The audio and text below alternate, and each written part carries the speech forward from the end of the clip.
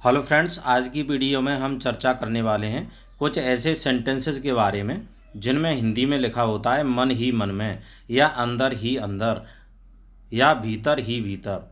तो इस प्रकार के वाक्यों को हम किस तरीके से अंग्रेजी में बोलते हैं। जैसे कि यहाँ आप पहला सेंटेंस देख रहे हैं, वह मन ही मन में मुस्करा रही थी। जैसा कि आप डायग्राम में भी देख रहे हैं, वह मन ही मन मुस्करा रही थी, वह अंदर ही अंदर गाली दे रही थी, वह मन ही मन में सोच रहा था, वह मन ही मन में बात कर रही थी। तो आइए हम इस प्रकार के सेंटेंसेस को समझते हैं कि इस प्रकार के सेंटेंसेस को हम अंग्रेजी में किस तरीके से बोलते हैं।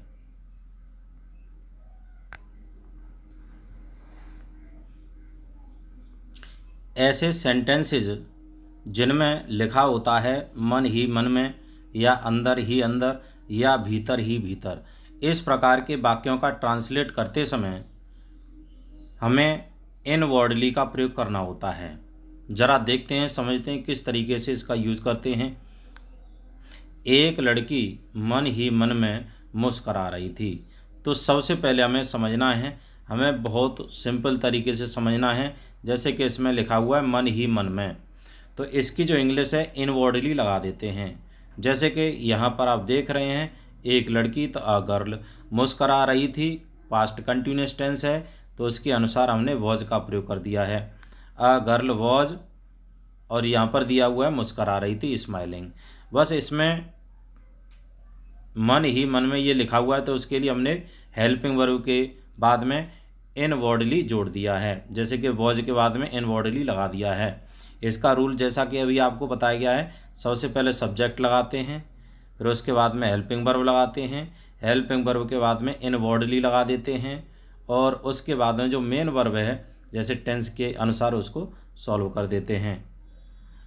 वह अंदर ही अंदर गाली दे रही थी, तो शी वॉज इनवर्डली एब्यूजिंग। अंदर ही अंदर, मन ही मन, या भीतर ही भीतर, तो उसके लिए इनवर्डली लगा दिया है। मेरा मित्र भीतर ही भीतर गुस्सा हो रहा था।